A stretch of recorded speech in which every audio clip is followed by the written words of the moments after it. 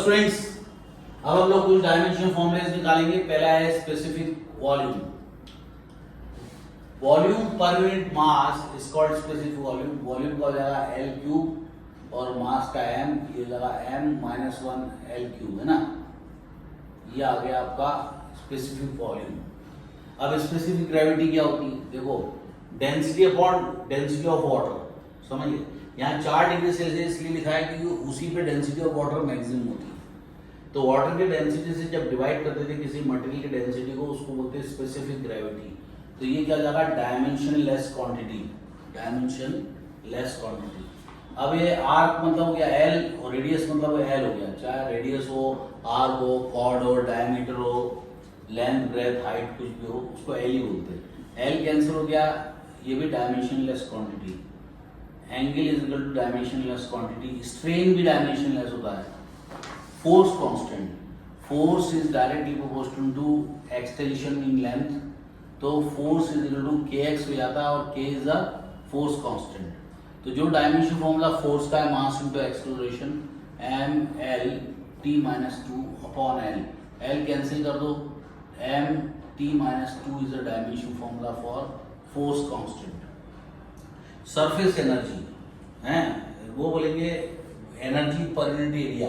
Unit area में कितनी energy है, that is called surface energy. तो जो फॉर्मूला वर्क डन का है वही फॉर्मूला एनर्जी का होता है। M L two T minus two divided by area, L into L. ये तो कैंसिल हो गया, ये आ गया एम टी माइनस टू। दोनों सेम फॉर्मूले निकल गए।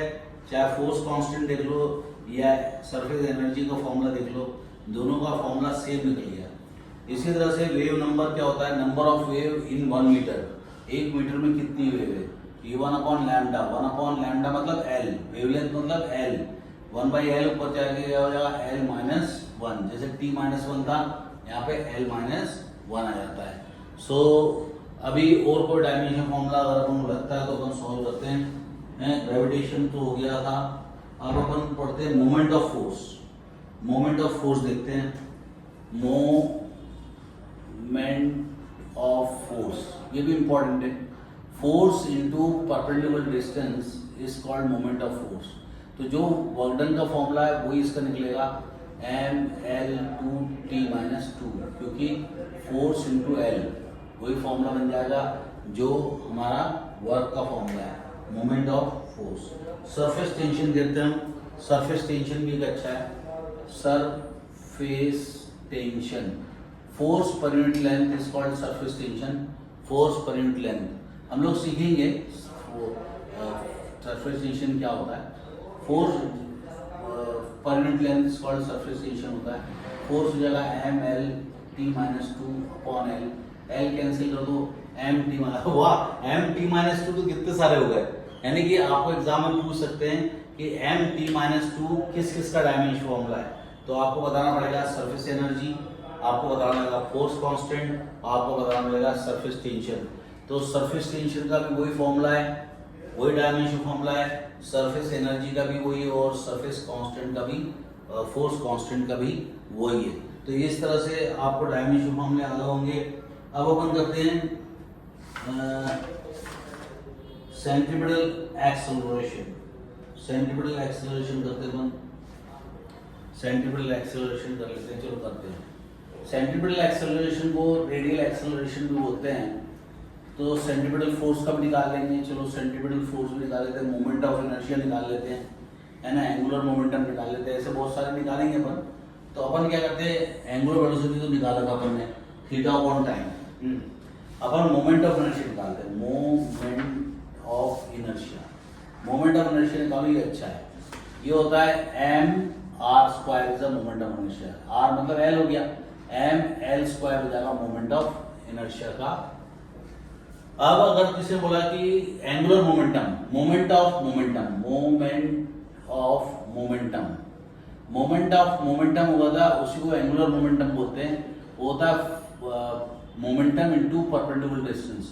तो मोमेंटम का होता है मास इनटू वेलोसिटी, और ये होगा एल, मतलब परपेंडिकुलर डिस्टेंस क्या हो गया, एल हो गया। अब ये वेलोसिटी का होगा डिस्टेंस अपॉन टाइम। तो ये जाएगा एम एल अपॉन टी और ये जाएगा एल। तो M L square T minus one, ये हो जाएगा आपका एंगुलर मोमेंटम यानी मोमेंट ऑफ मोमेंटम का ये डायमेंशन फॉर्मूला निकलेगा। इसके बाद हम लोग एक बड़ा प्यारा डायमेंशन फॉर्मूला निकालते हैं और वो रहेगा हमारा रेजिस्टेंस। रेजिस्टेंस तो बहुत ही इंपॉर्टेंट है। रेजिस्टेंस का डायमेंशन फॉर्मूला निकालेंगे हम लोग।